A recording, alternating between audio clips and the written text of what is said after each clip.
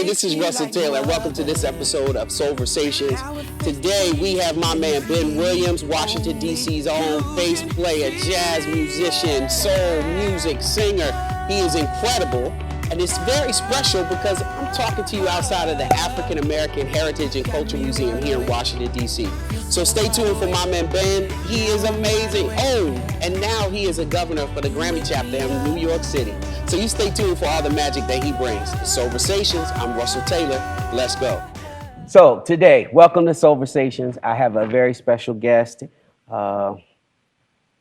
This brother, Ben Williams. I just had to take a meditation sec because he has a record that puts you in that space that he will be performing, but we'll get to that in a second.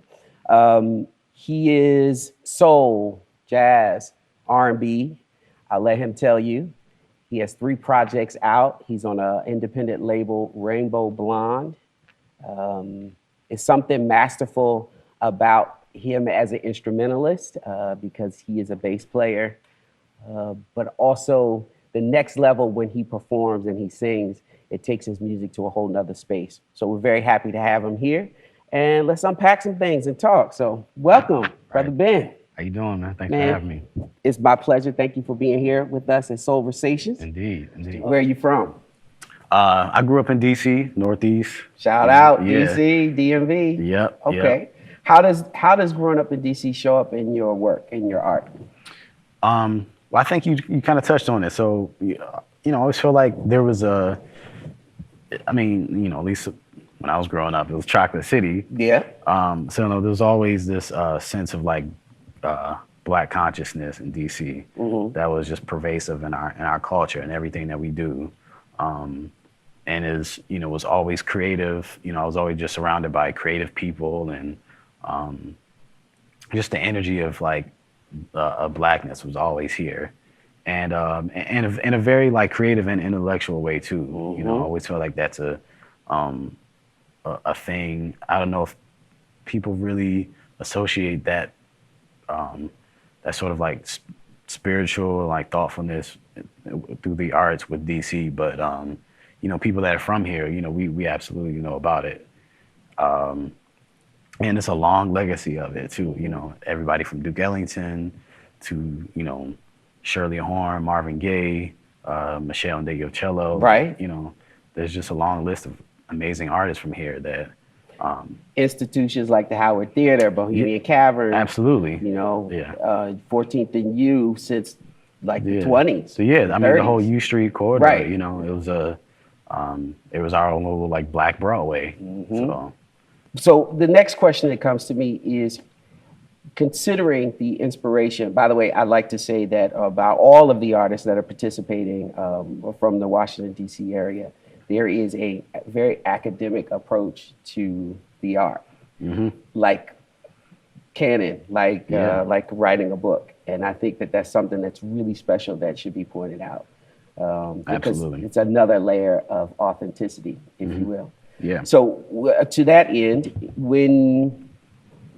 to hear you speak about this, how do you feel your art or art in general engages with activism or politics? Well, personally, most of my musical heroes have always engaged in some sort of activism through their art. People like Marvin Gaye, Stevie Wonder, even Michael Jackson. Who I feel like the way he had attacked issues is a little bit underrated. But Prince, James Brown, all these great Black artists that really always found a way to speak, some truth in their music. And, these are people who I just as musical icons or people I model my art after. So, I just come from my mother she worked in Capitol Hill. She worked for, a lot of very influential congressmen, John Conyers and Ron Dellums. That's history. So she worked with these men. So I just kind of come from that cloth,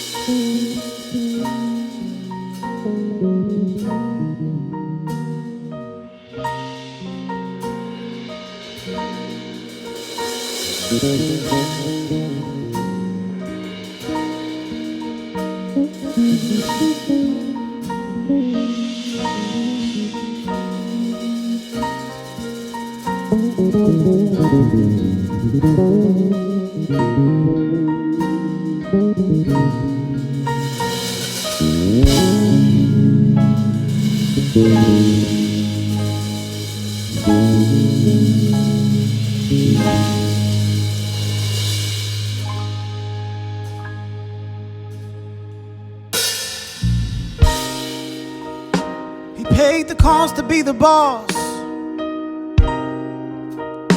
Oh, but at this game he's still lost. He's still lost.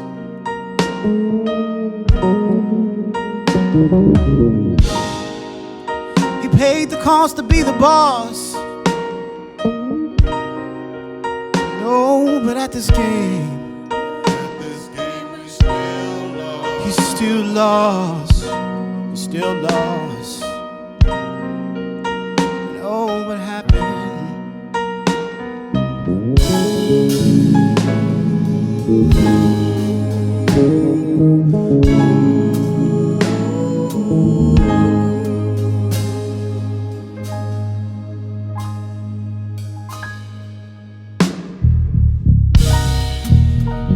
He paid the cost to be the boss. Oh, but at this game he's still lost. He's still lost. He's still lost.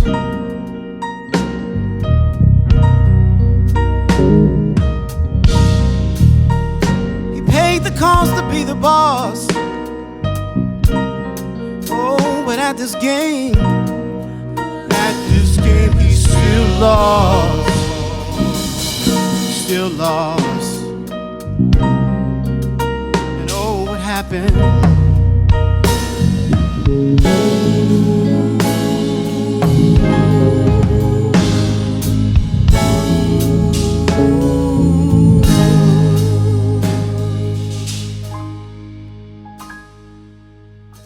And let the people say. Let the people say what's on their mind and fall away from here. Let the people say what's on their mind and say what's on their mind and fall away. Let the people say what's on their mind and say what's on their mind and fall away.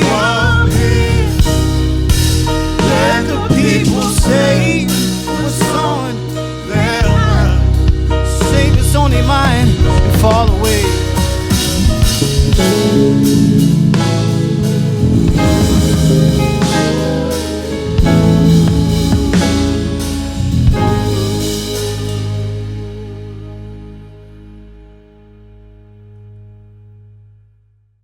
Brother Ben, so you got a couple of projects under your belt, but most importantly, you have a current project, and I want you to talk about it. Yeah. The most recent project is called I'm a Man. It's inspired by the 1968 Memphis sanitation worker strike, which I'm a Man was sort of the motto, the mantra of their particular strike. You know, sort of like the Black Lives Matter of their movement.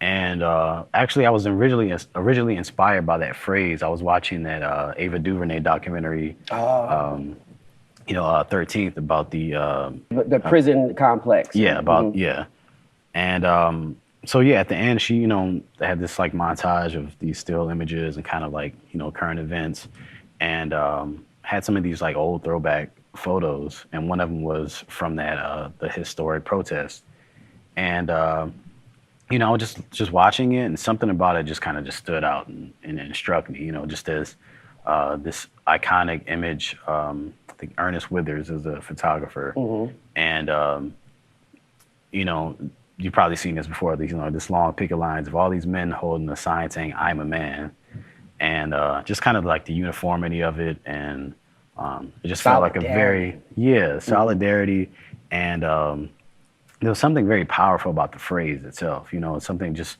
really declarative about it. This was black men for this. Yeah. So it is.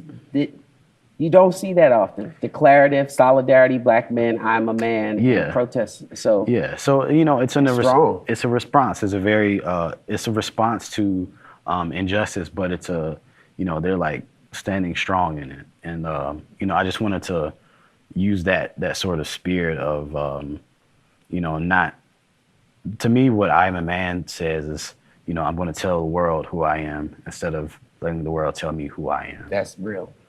Okay, so what is your musical DNA? It's a lot of it is informed by a lot of different things. A lot of different elements. So, a lot of soul, R&B. This is the music I was hearing growing up in the house. A lot of James Brown. My mom loved James Brown.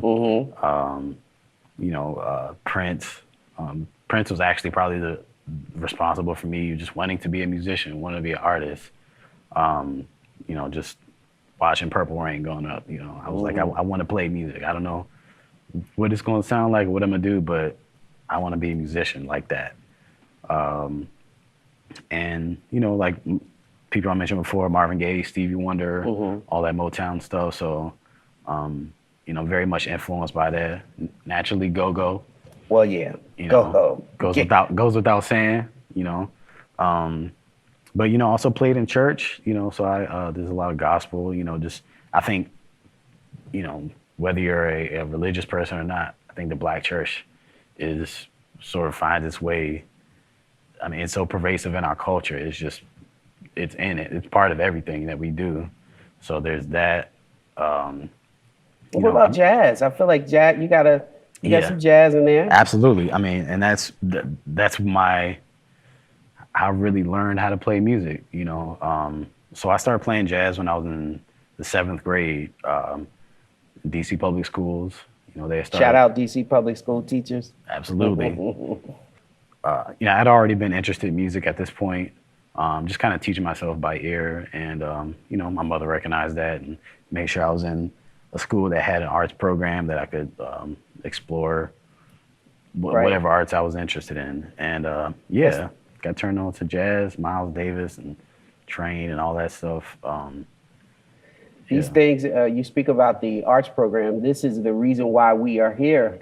And we are filming in the Arc Theater in Southeast DC because of the arts programs that exist in Washington, DC. So, right on. So that leads to another question. I think you alluded to it, but I would love for you to expand on it a bit. When that spark, when you said, I gotta do music, this is what I gotta do. When was that? What was that spark? I think, I don't know if I could say it was a moment. Okay. It's, I just fell in love with music, and, a lot of things that you fall in love with, you're just introduced to it, and it just grows and grows and grows slowly over time. And that's how music has been for me. And what I love about it is just, I've always been like a curious kind of person, even as a child, I was just always curious, just getting into things. And for me, music is always, it's a constant discovery. I'm always learning. It's always teaching me something about it. It's teaching me a lot about myself, and it gives me an outlet to just process all this stuff that's going on. Okay.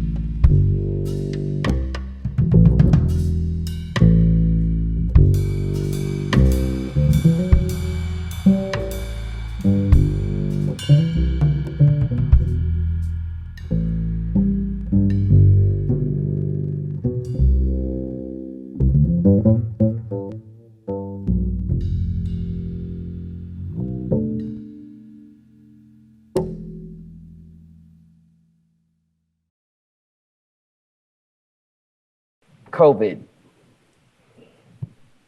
Yes. That dirty, no never, good. Never heard of it. How do you feel? Where do you see the new normal for music? That's the better way of asking. Ooh, it's hard to say now because we're right in the middle of it. Yeah, we're But still in it. you know, what I will say, just obviously it's a very unprecedented time, and I think when you have these moments in history that are unprecedented, it tends to shift things. It shifts everything, and I think it's going to happen in music. I know personally, I'm doing a lot of writing. You know, when you leave artists, to their own Devices, right. devices for just leave them in their homes for months and months on end. It does something to us, and I know I've been collaborating a lot more with artists, and I think our humanity has been tested. Ooh, yeah. And Better speak on it. and it's real, and I think we're learning a whole lot about ourselves as human beings, and especially as artists. Yeah. And I expect to see a whole lot of very interesting things to come out of this. Okay. So my last question is, in year 2060, Okay. you are in 2060, and you're saying this is my legacy. So speaking in the affirmative, it has already happened. This is my legacy. What is that? Well, I hope to have.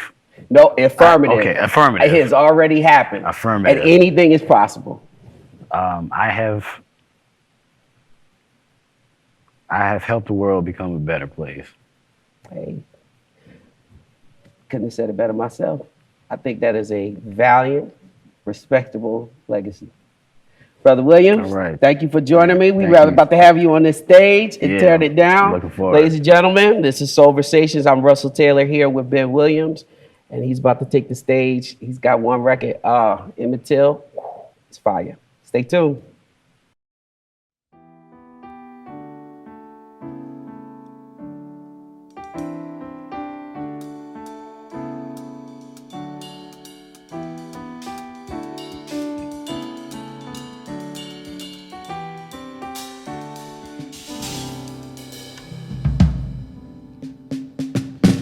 Twas down Mississippi, not so long ago, when a young boy from Chicago town stepped through a southern door. This boy's dreadful tragedy I can still remember well. The color of his skin was black, and his name was Emmett Till. Oh no, no. Oh no. His name was Emmett Till.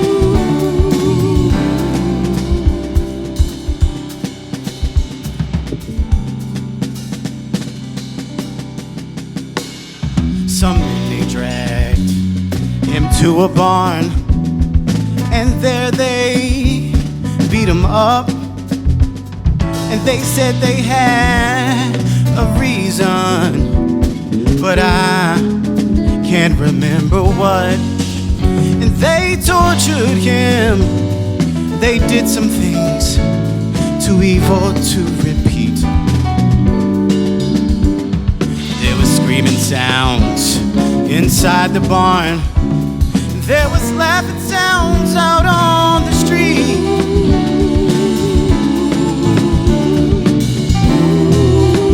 His name was Emmett Till. Don't forget his name, yeah. Don't forget his name, yeah.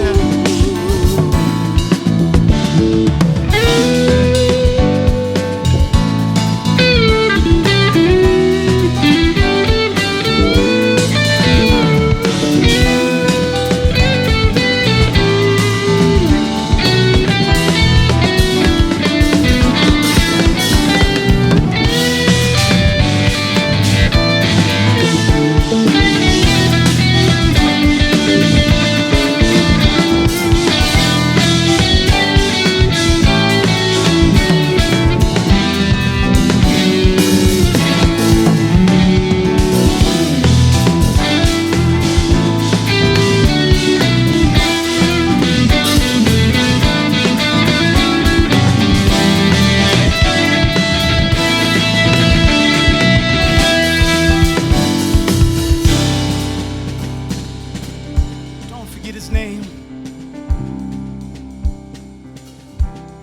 Don't ever forget his name. Oh, no, no, no.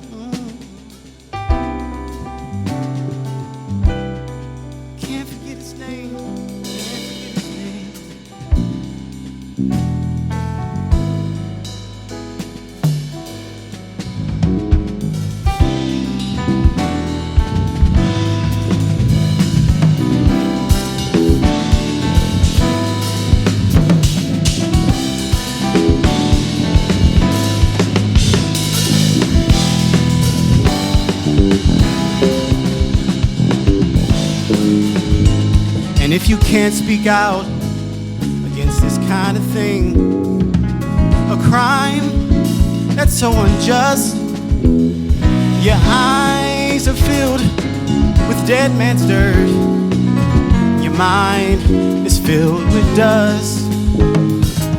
Your arms and legs must be in shackles and chains, and your blood refused to flow for you to let this human race fall down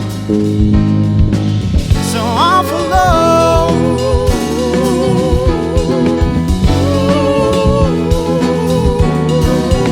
So awful low. His name was Emmett Till. His name was Emmett Till. Don't forget his name. Oh, his name was Emmett Till. Oh no.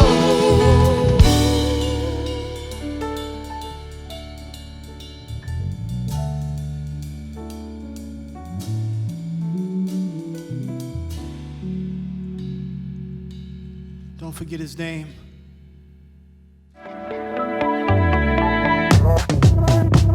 Before you came along, I was hardly living. I was stuck in one place while the world was moving. Love was just a game with no winners, only losers. I was losing. You brought me into this technicolor.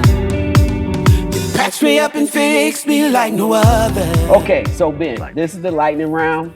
There's some rules to this. You Okay. cannot bend the rules. Artists, we always try to bend the rules. No bend, fast, okay? First thing that comes to mind, no right or wrong answer. Don't feel guilty, just let it go. Okay. All right. Name 5 things that you would put into a time capsule. Ooh. Okay. A Kind of Blue, Miles Davis.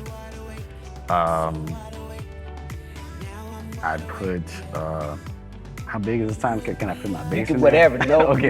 no limits. You can fit anything. Okay, I put a guitar in there. All right. Something I won't have to plug up. Acoustic guitar. Yeah, yeah. Okay. I put Coming to America DVD. Okay. 2 more. The autobiography of Malcolm X, Okay. and a bottle of water. Yo, they talk about the future. I'm with you on that Hey, water. You might, yeah. Okay. Might need some clean water. Next one. What book can't you live without? I don't know how well known this book is, but this is one of my personal favorites. It's called Yurugu by an author named Marimba Aini. Spell out the title. Yurugu, Yurugu. Okay, on my reading list. Okay, next one. If you could see a live show, past, present, or future, who would it be? John Coltrane. Ooh. Okay. So look, I think we did 3 questions. That was 4. We got 1 more. Okay. Okay, let's see. What is your favorite thing about DC? My family. Oh. Word. Okay, thank you. Thank you for playing. Lightning round. Yeah. All right. Now I'm wide awake, wide awake.